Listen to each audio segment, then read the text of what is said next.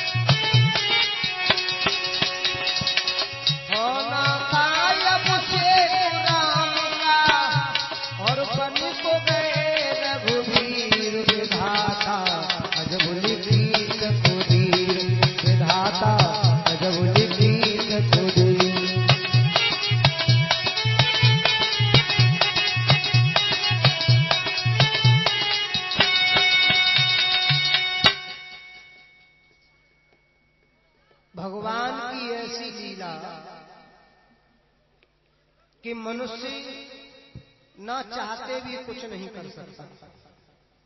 श्री सुखदेव जी सावधान करते हैं कि हे राजन परिचित, ये सूर्यवंश की कथा आप सभी श्रवण कर रहे हैं। चहल पहल ज्यादा है रही है, बातें का ज्यादा है रही है, क्या बात है? देखो बातें करोगे तो पता है क्या होगा, आप लोग इतने पई पई रजाई छोड़ के यहाँ आए हो, और यहाँ आए कि अगर तुमने कथा न सुन पाई तो न जालम के रहोगे न फिर घर के रहोगे, काउलम के न रहोगे। तासे नींद खराब हो रही है, और यहाँ बैठ के अगर तुमने बात ही कर पाई तो समझ लो कुछ पल्ले ना पड़े हैं। एक गुरु के एक चेला आते, चेला तो गुरु ने एक दिन चेला का कही, चेला तुम बाजार तक चले जाओ और हाँ हम तुम्हें 3 रुपया दे रहे हैं, तेल ले आओ। सो चेला गए बाजार, गुरुजी ने 3 रुपया दे चेला का, ध्यान देना, और गुरुजी ने एक गिलास दे दो चेला को, गिलास पतो कैसो गिलास ना, अबे जैसो गिलास ना हो जो दिख रहा हो तुम्हें ऐसा ना हो। पहले जो गिलास आते थे वे ऐसे गिलास आते हैं कि नीचूबा में तरी होती, देखी क्या ना तुमने, किन्ने किन्ने देखे बताओ ऊंचे हाथ करते। नीचे तरी होती लोटा में और गिलास में होती तरी, और लंबे बड़े गिलास आते हैं पहले।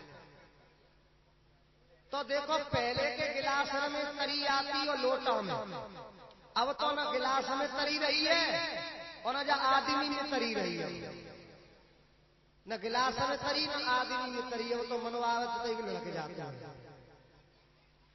तो चेला के हाथ में वो गिलास दो, 3 रुपया दे, वो चेला को बाजार भेजो।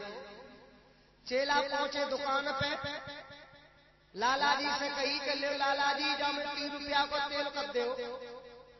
सो लाला जी ने वो गिलास लो, और वहां तेल जब करो तो 2 रुपया में गिलास भरेगा। जब 2 रुपये में गिलास भर गया तो लाला जी ने कहा कि ले भैया ये तुम्हारा 1 रुपया बच गो, गिलास तो 2 रुपये में भर गया। अब चेला मन में सोचने लगो कि गुरुजी ने 3 रुपया को तेल मंगाओ, अगर हम 3 रुपया का तेल लेके ना गए तो गुरुजी नाराज है जाएंगे, और चेला रहे कम बुद्धि को। तो चेला ने सोची कि 3 रुपया का तेल लेके जाऊंगे जब गुरुजी ने 3 रुपया को मंगाओ। कछु कछु चेला ऐसे होता है, मैंने कितना पढ़ाओ कितना सिखाओ लेकिन कि बुद्धि भी कोई काम करते हैं। अब चेला ने जगह सोची कि जब 2 रुपया में गिलास भरेगो तो अब 1 रुपया बचेगा, वो तो घर ले चलो ना। चेला बोलो सुनो, हमें 3 रुपया को तेल चाहिए, तेल 3 रुपया को करो। अब चेला कहने लगे देखो गुरुजी ने 3 रुपया को मंगाओ है तो 3 रुपया को लेके जाऊंगे। तो लाला जी कहने लगे कि देखो भैया जी 2 रुपया में गिलास भरेगा, अब हम 1 रुपया को तेल कौन कर दे बताओ। चेला ने गिलास हाथ में लो, चेला कहने लगो मन में सोचने लगो कि जी बताओ लाला जी जब 2 रुपया को तेल जालन आएगो तो 1 रुपया को तेल जालन नहीं आवेगो।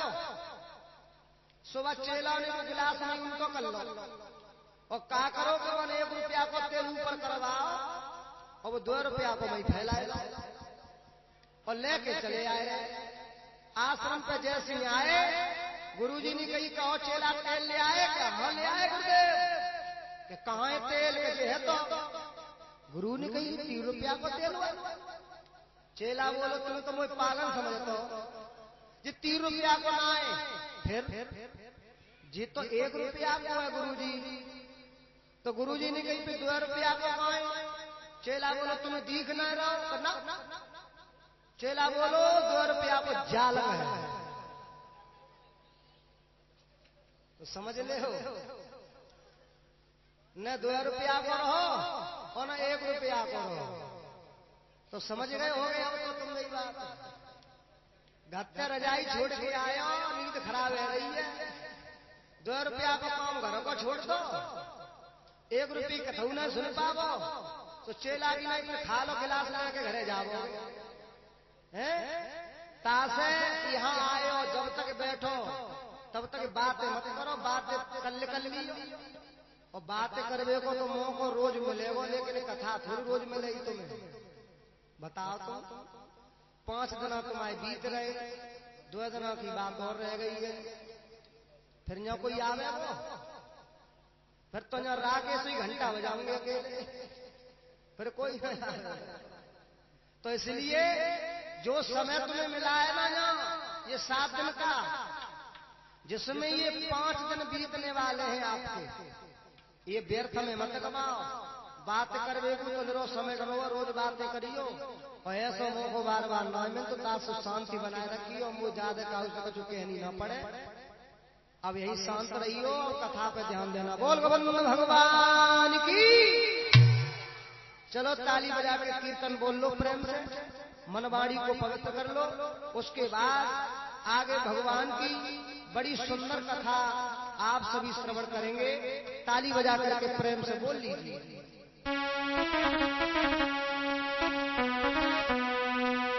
हरि और बंसी बजाए मेरो दिल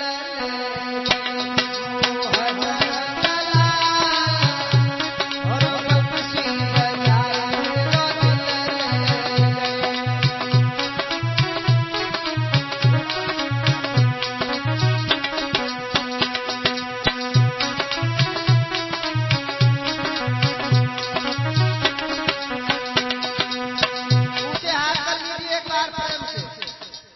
जिनके पास में हाथ हो और जो हाथ लेके आए हो ऐसे ऊंचे कर लो। भोले बाबा के दरबार में बैठे हो और ऊंचे हाथ करके ताली बजा के बोल लीजिए।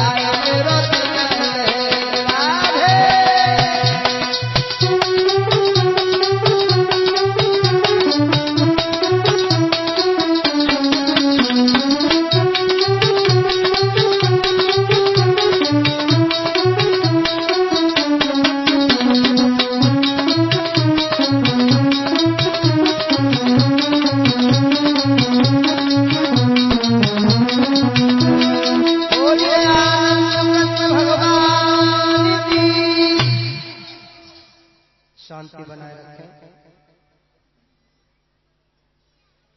श्री सुखदेव जी सावधान करते हैं, कहे राजन परिचर,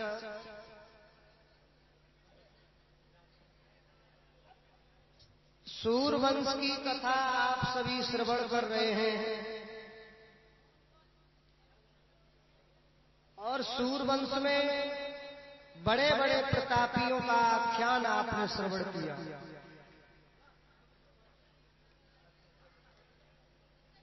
इन्हीं सूरवंश का वर्णन हम आपको श्रवण कराने के लिए जा रहे हैं।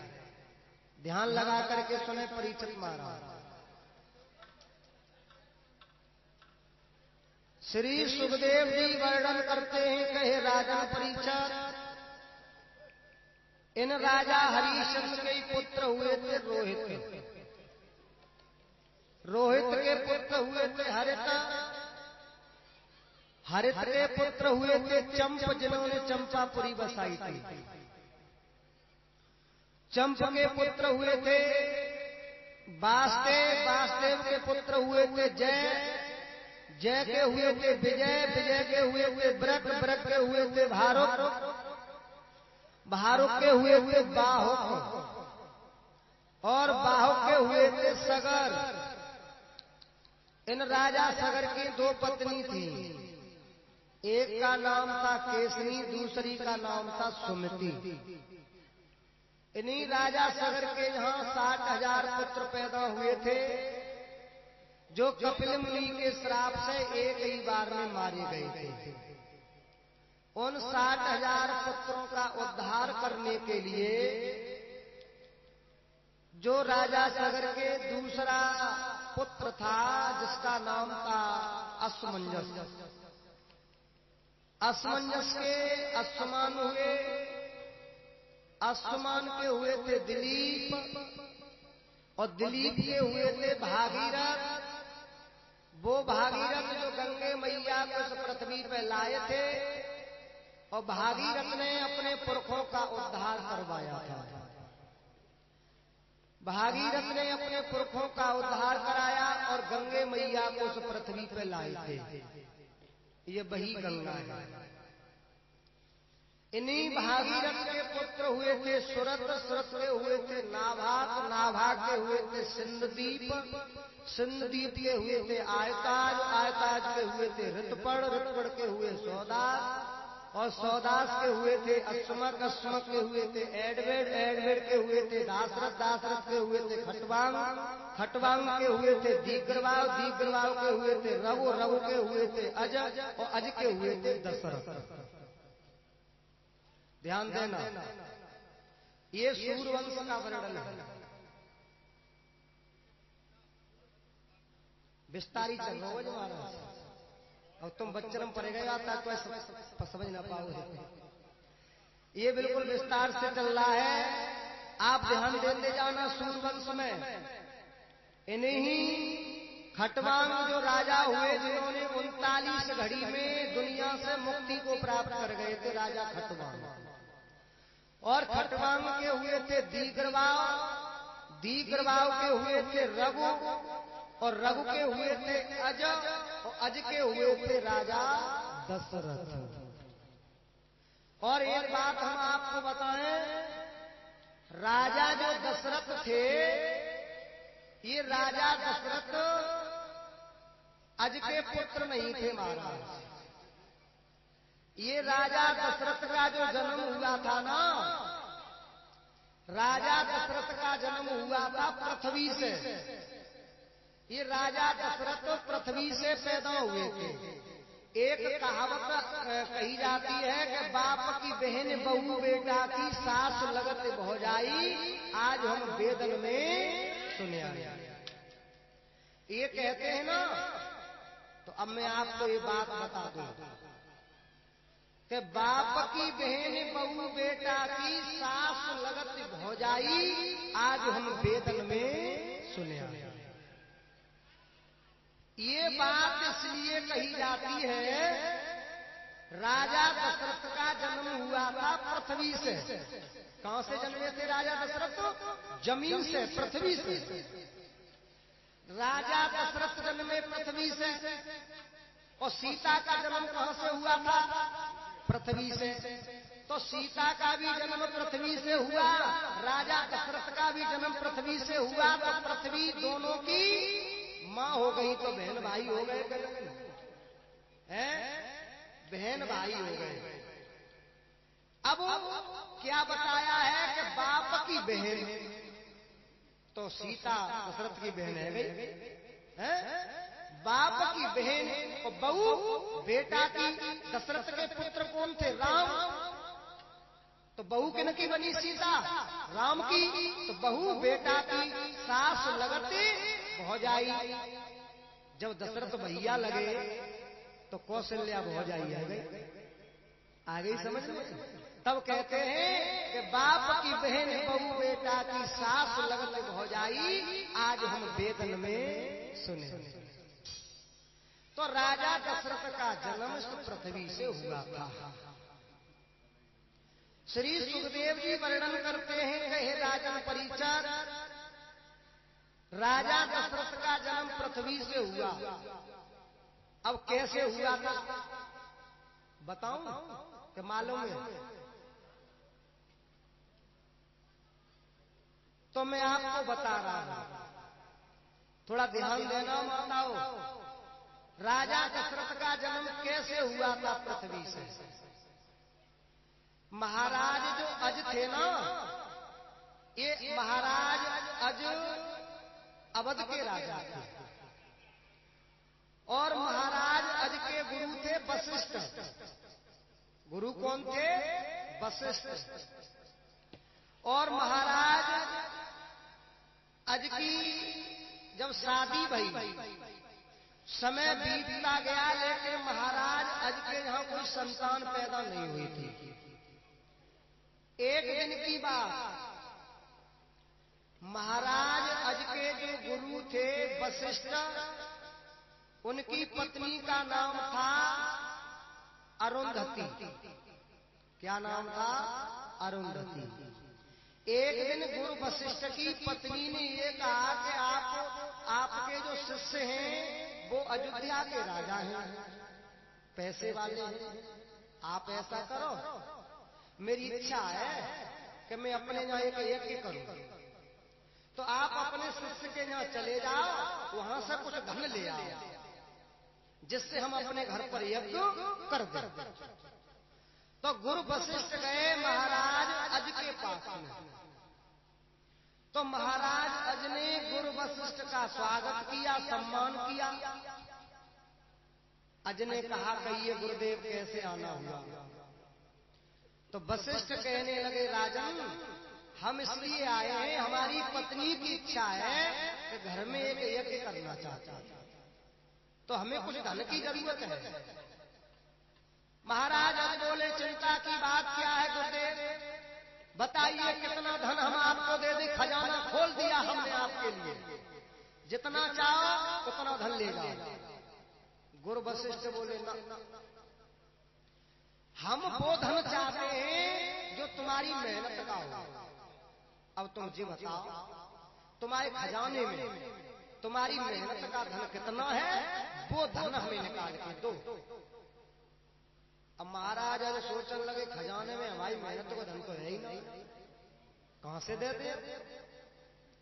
तो गुरु वशिष्ठ ने कहा वही चाहिए जो तुम्हारी मेहनत का धन हो। तो राजा अज कहने लगे, गुरुदेव मेरे खजाने में मेरी मेहनत का धन तो नहीं, लेकिन आपने मुझसे मांगा है तो मैं अपनी मेहनत का धन आपको ला करके जरूर दूंगा। आप थोड़ी देर रुक जाइए, मैं अभी जाता हूं। सोई महाराज अज गए जंगल में। जंगल में जाकर के महाराज अज ने लकड़ियां काटी और लकड़ियां तोड़ करके गट्ठर बनाया और बेचने के लिए गए। जब बेचने के लिए गए तो राजा भाई बात, लोग कीमत में लकड़ी की ना लगाए रहे, राजा की कीमत लगाए रहे। कोई कितनों धन देवे को तैयार। महाराज अज ने कहा कि देखो भाइयों, तुम जो मेरी कीमत लगा रहे हो, नहीं, वास्तव में इन लकड़ियों का जो मूल हो वो मुझे दे दो, उसकी मुझे बहुत जरूरत है। तो उस समय परीक्षित महाराज, उन लकड़ियों का मोल था कितना? 25 पैसे चवन्नी। पहले चलती थी, अब तो ना। अब तो ये आजकल के बच्चा जानता हूं ना 25 पैसे होता का है। वैसे हम जब हम छोटे थे तब तो 25 पैसे चलते थे, 25 पैसे 50 पैसे ये चलते थे तब। अब तो 1 रुपये न चल, अब तो बंद कर दो। तो बच्चे क्या जाने।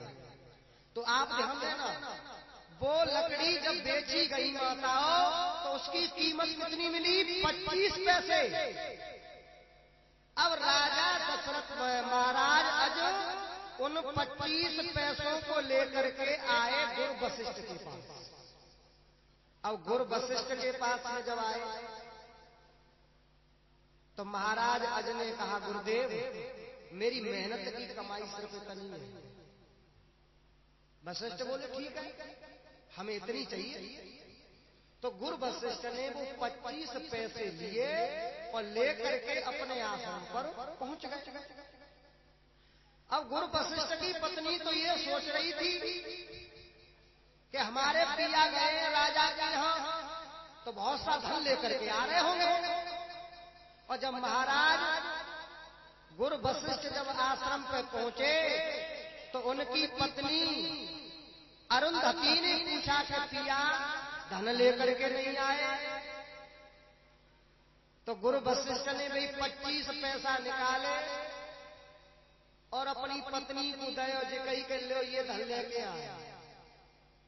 और जैसे ही अरुंधति ने वो 25 पैसे हाथ में लाए तो गुस्सा आ गई और गुस्सा में बोली कि तुम्हारा शिष्य कैसो है, वो कैसो चेला है तुम्हारा? जब 25 पैसा से का घी आ जावे वो के सामग्री आ जाई का आ जावे वो जाते हवन हो जावे। तो गुस्सा में आकर के अरुंधति ने वो 25 पैसे वहां से फेंक दिए। इससे क्या हो जाएगा? वो 25 पैसे जब फेंके तो वो कुटिया के पीछे जाकर के गिर पड़े। अब देखिए प्रभु की गति, प्रभु की लीला। जिस जगह पर वो 25 पैसे गिरे उसी जगह पर एक पेड़ उगा। एक दिन गुरु वशिष्ठ आश्रम के पीछे गए तो क्या देखा कि एक वृक्ष है, उस वृक्ष पर सोने के मुकुट लगे हैं। सोने के मुकुट, मेहनत की कमाई की। गुरु वशिष्ठ ने अपनी पत्नी से कहा कि आश्रम के पीछे जो वृक्ष है उस पर सोने का मुकुट लगा है। तो वो मुकुट सोने का गुरु वशिष्ठ ने अपने हाथ में ले लिया। अब गुरु वशिष्ठ सोच रहे हैं कि सोने का मुकुट है, मैं इसका क्या करूंगा? ये तो मैं अपने शिष्य अज को दूंगा। और गुरु वशिष्ठ मुकुट को लेके पहुंच गए महाराज अज के दरबार में। और महाराज अज से जाकर के बोले, राजन हमारे आश्रम के पीछे एक वृक्ष था, उस पर ये सोने का मुकुट लगा था और इसकी हमें तो कोई जरूरत नहीं, आप राजा हो, आप इस मुकुट को धारण करें। महाराज आज कहने लगे इसका मतलब वो वृक्ष वहां मौजूद है? हाँ मौजूद है। तो महाराज अज ने कहा कि गुरुदेव उस वृक्ष को हम देखना चाहते हैं। तो चलो। अब महाराज अज ने अपने सिपाही साथ में लिए और सिपाही साथ में लेकर के गुरु वशिष्ठ के आश्रम पर आए। तो देखा वो वृक्ष, और वृक्ष देखा उस पर और भी मुकुट लगे हुए थे। तो महाराज अज कहने लगे गुरुदेव ये तो बड़े अचंभे की बात है, अगर आपकी आज्ञा हो जाए तो हम इस वृक्ष की खुदाई करवाएं। तो हम इसका ये पता लगाना चाहते हैं कि इसकी जड़ कहां तक गई है। गुरु वशिष्ठ बोले कोई बात नहीं, लगवा लो पता। तो राजा ने आदेश कर दिया कि इस वृक्ष की खुदाई की जाए और इसकी जड़ का पता लगाना है। अब भैया खुदाई प्रारंभ भई, और जैसे खुदाई प्रारंभ भई, थोड़ी सी खुदाई भई तो बामे से एक सोने का रथ निकला। एक रथ। आज कहने लगे गुरुदेव ये तो बड़े अचंभे की बात है, जड़ का पता फिर भी नहीं लगा। और खोदा जाए, और खुदाई भई तो दूसरा रथ निकला सोने का, फिर भी जड़ का पता नहीं लगा। राजा अज ने कहा कि और खुदाई की जाए, और खुदाई की तो तीसरा रथ निकला सोने का, जड़ का पता फिर भी नहीं लगा। तो महाराज अज ने आज्ञा दे दी इसकी खुदाई तब तक की जाए जब तक इसकी जड़ का पता न लग जाए। अब तो खुदाई शुरू। 3 रथ, 4 रथ, 5 रथ, 6 रथ, 7 रथ, 8 रथ, 9 रथ सोने के निकले, फिर जड़ का पता नहीं लगा। और जब जड़ का पता नहीं लगा तो महाराज कहने लगे अभी और खोदो इसे। और खोदा गया भैया। 10वां रथ जैसे ही निकला परीक्षित महाराज, तो 22 रथ पे एक बालक संग में आया। 10वें रथ। और जैसे ही 10वां रथ बाहर लिया, उस पर एक बालक था। महाराज अज ने वो बच्चा गोद में ले लिया। कहने लगे रुक जाओ, अब इसकी खुदाई यही बंद कर, मेरा काम पूरा हो गया। और महाराज अज ने वो पुत्र अपनी गोद में लिया और गुरु वशिष्ठ से बोले गुरुदेव मेरे भी कोई संतान नहीं है, अगर आपकी आज्ञा हो जाए तो इस पुत्र को मैं रख लूं। गुरु वशिष्ठ कहने लगे हमारा आशीर्वाद है तुम्हारे साथ, ले जाइए इस पुत्र को। तो महाराज अज बोले गुरुदेव आपने पुत्र दे दिया हमें, अब इसका नाम भी रख दो। तो गुरु वशिष्ठ ने कहा कि राजन ये बेटा 10वें रथ से पैदा हुआ है, ये 10वें रथ से प्रकट हुआ है, इसलिए इस पुत्र का नाम हम दशरथ रख देते हैं। तो नाम क्या रखा? दशरथ। और उसी समय अज लेकर के अपने राज्य में चले जाते हैं। बोल गोविंद भगवान की। इसलिए इनका नाम दशरथ रखा गया क्योंकि 10वें रथ से पैदा हुए और ये महाराज अज के पुत्र नहीं थे। अब जड़ का पता नहीं लगा तभी तो कह देते हैं, क्या कहते हैं देहात में बुजुर्ग कह देते हैं कि पुण्य की जड़ पाताल में जाके, कहते हैं कि पुण्य की जड़ कौन पाताल में जाके हरी होते हैं।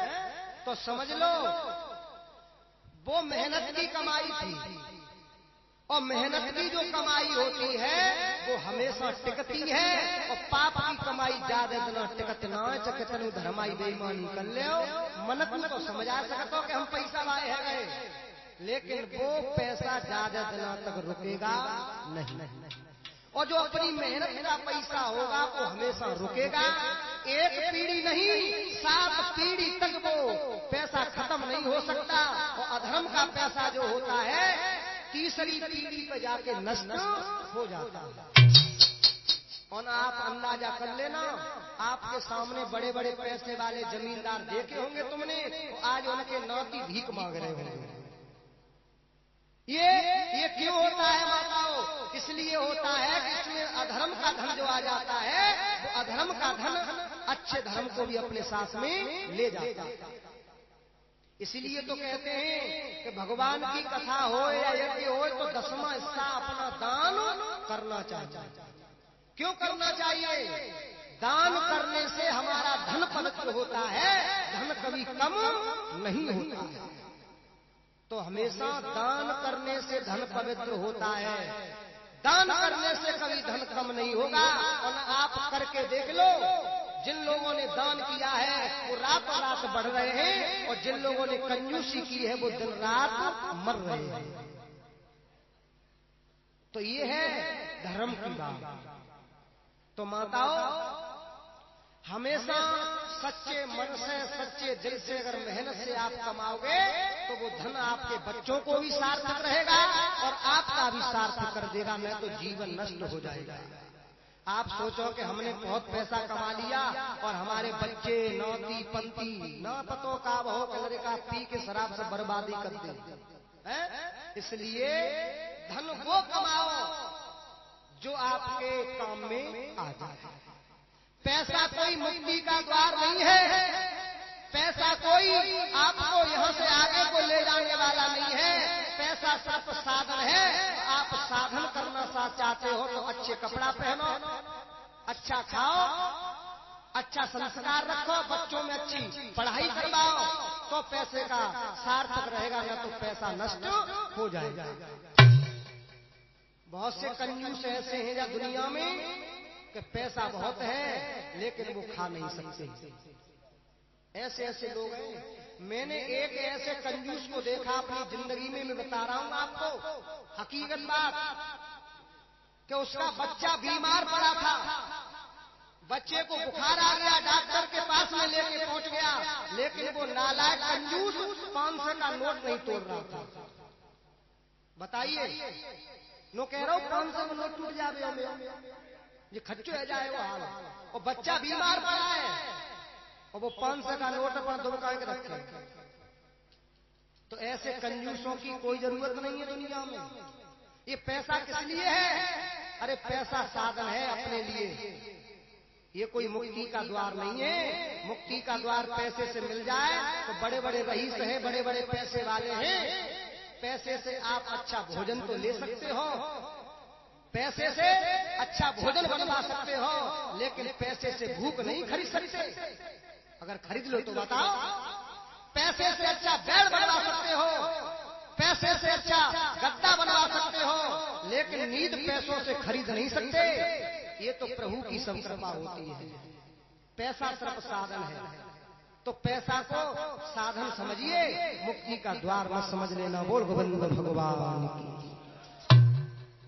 ध्यान वही रखें जहां कथा प्रसंग चल रहा था। माताओं, श्री सुखदेव जी कहते हैं, कहे राजन परीक्षक, महाराज दशरथ के यहाँ 3 रानी थी, कौशल्या, कैकेयी और सुमित्रा। ये 3 रानी तुलसी कृत रामायण में और आनंद रामायण में बताई है महाराज दशरथ। एक बात मैं और आपको बताऊं कि महाराज दशरथ के 3 रानी कौशल्या, कैकेयी और सुमित्रा, ये आनंद रामायण और तुलसी कृत रामायण कह रही है। लेकिन वाल्मीकि जो रामायण है उसमें महाराज दशरथ के 760 रानी बताई गई, और काव्य कोकिला रामायण है उसमें महाराज दशरथ के 600 रानी बताई गई। अब तुलसी कृत जो रामायण है, तुलसी कृत रामायण हिंदुओं में सबसे ज्यादा उसका महत्व रखा जाता है। इसलिए तुलसी कृत रामायण के माध्यम से हम आपको कथा श्रवण करा रहे हैं। अपने हिंदुओं में ज्यादातर तुलसी कृत रामायण का बहुत बड़ा महत्व है। माताओं, तो ये हम आपको जो सूर्यवंश की कथा श्रवण करा रहे हैं, मैं ज्यादा विस्तार सूर्यवंश में नहीं दूंगा, क्योंकि रामचरितमानस की कथा ऐसी है, ये 7 दिना ना 7 साल हो जाए तो पूरी ना हो, और कथा का कोई पार नहीं होता। कथा तो अथा है, आप संक्षेप रूप में अपने ऊपर धारण करें, इसका यही महत्व होता है। तो सूर्यवंश की कथा है अब महाराज दशरथ अयोध्या के राजा थे और इन्हीं महाराज दशरथ के यहाँ 3 रानी थी, लेकिन कोई संतान नहीं थी। जब कोई संतान नहीं थी, समय व्यतीत हुआ। एक दिन राजा दशरथ घोड़े पर सवार होकर के महलों से कचहरी की तरफ जा रहे थे। सुबह का वक्त था। गली में एक सुपच की रानी झाड़ू लगा रही थी। उसने राजा दशरथ को जैसे आते हुए देखा तो 3 बार धरती में झाड़ू पटका और वो मुंह फेर करके खड़ी हो गई। राजा दशरथ ने देख लिया। राजा दशरथ कहने लगे, अरे सुपच की रानी, तुमने 3 बार धरती में झाड़ू पटका और हमको देख करके मुंह फेर करके खड़ी हो गई, इसका कारण क्या है? तो वो सुपच की रानी बोली, महाराज आप अयोध्या के राजा हैं, इसलिए प्रजा आपसे कुछ नहीं कहती है, लेकिन आज तुमने पूछा है हमें तो मैं तुम्हें बता रहा हूं। और क्या कहा सुपच की रानी ने कि महाराज आपके कोई पुत्र नहीं है, आपके कोई संतान नहीं है, आप निर्वंशी राजा हैं, इसलिए आपका मुख देखना ठीक नहीं रहता, इसलिए हमने मुंह फेर लिया है। और जब इतनी बात सुपच की रानी ने कही तो महाराज दशरथ को यहाँ पर सोच हो गया। और गोस्वामी तुलसीदास जी रामचरितमानस में क्या लिख रहे हैं कि एक बार भूपति मन माही भैया गिलानी मोर सुतनाही।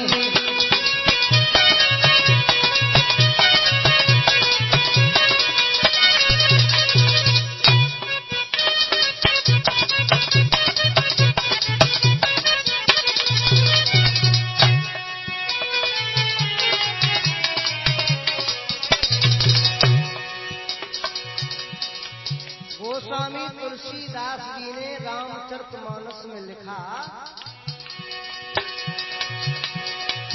अरे एक बार भूपति मन माही रामा रामा हरे हरे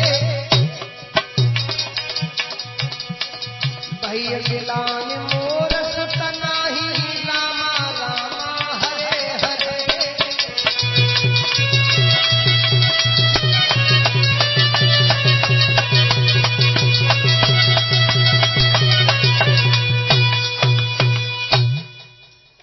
गोस्वामी तुलसीदास जी ने लिखा कि एक बार भूपति मन माही और भैया गिलानी मोर सुतनाही। महाराज दशरथ को यहाँ सोच हो गया, गिलानी हो गई कि मेरे कोई पुत्र नहीं है, इसलिए प्रजा के लोग हमसे बहुत दुखी हैं। उसी समय राजा दशरथ घोड़े पे सवार भये और कहाँ चले? अपने गुरु वशिष्ठ के पास में। और गुरु वशिष्ठ के पास जब चले हैं, आगे गुरु गृह गए तुरत महिपाला।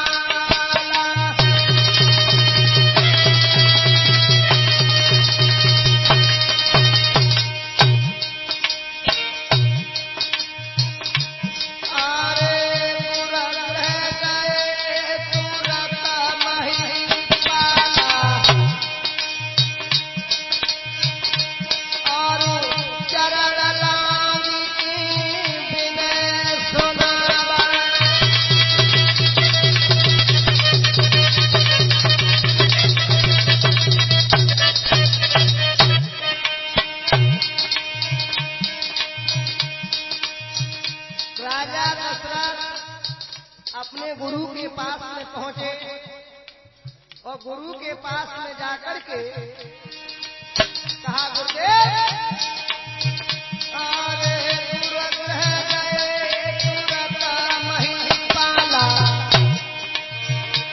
और चरण लागी के विनय सुनावा।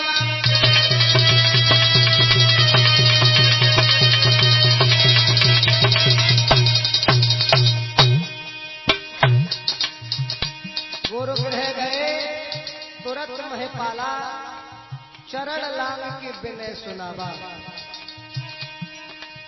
राजा दशरथ ने कहा गुरुदेव मेरे कोई पुत्र नहीं है, प्रजा के लोग हमसे बहुत दुखी हैं, बहुत दुखी हैं। तो गुरुदेव कहने लगे राजा दशरथ आप चिंता न करें। उसी समय अरे गुरुगृह गए तुरत महिपाला और उत्तर सुनावा।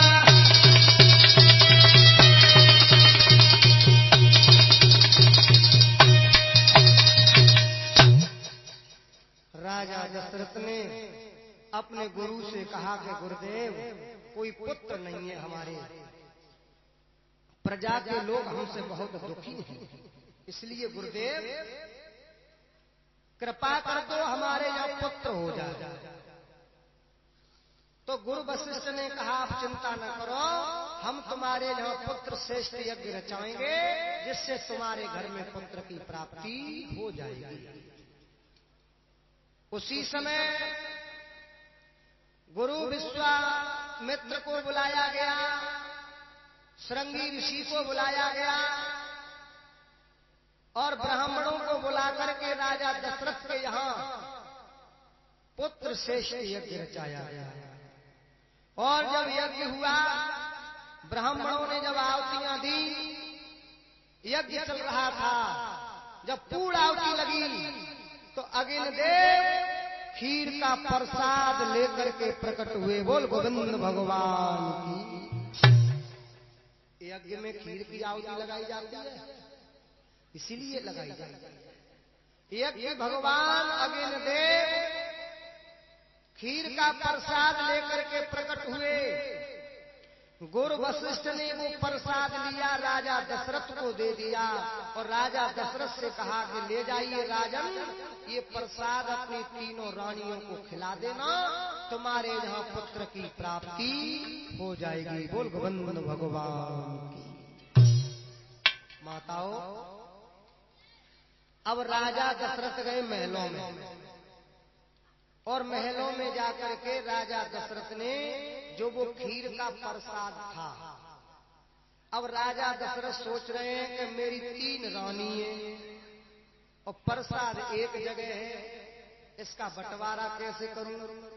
तो राजा दशरथ ने उस प्रसाद का जब बंटवारा किया तो कैसे बंटवारा किया है, गोस्वामी तुलसीदास जी ने लिखा है रामचरितमानस में।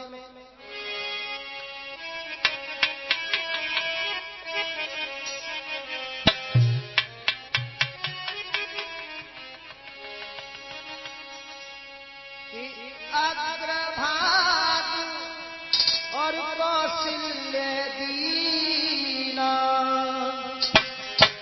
अबे भागया दो करलीना।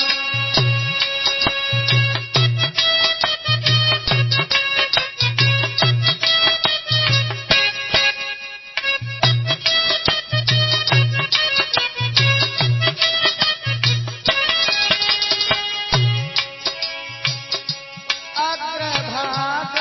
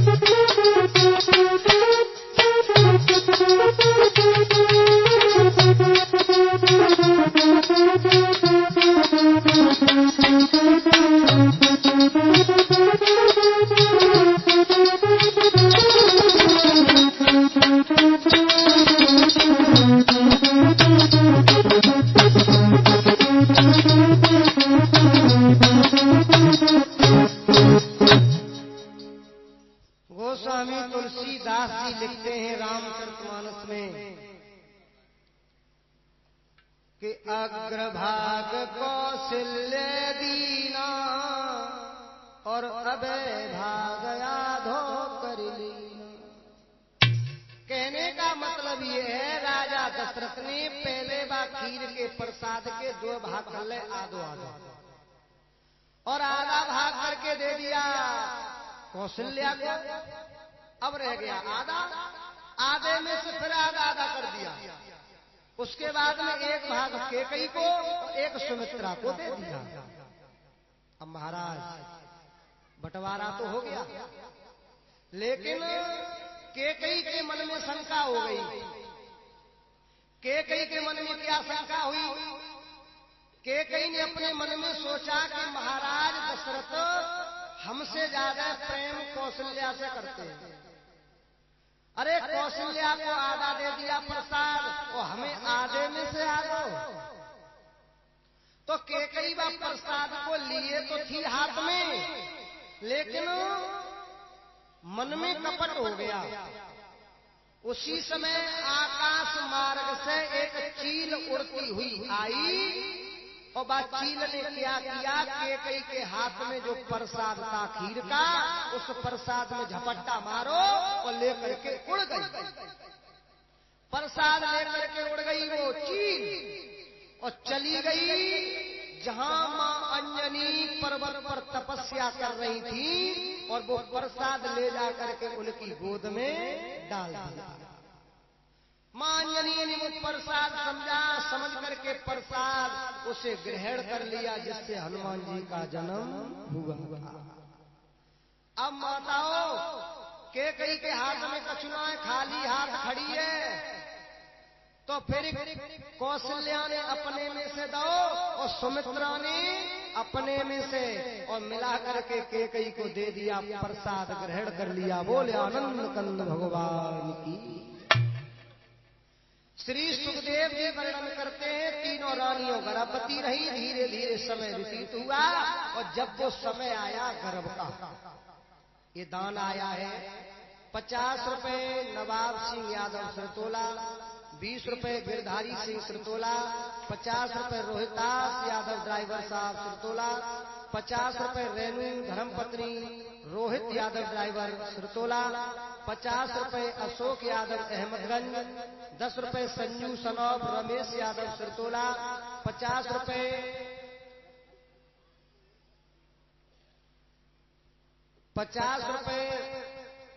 जय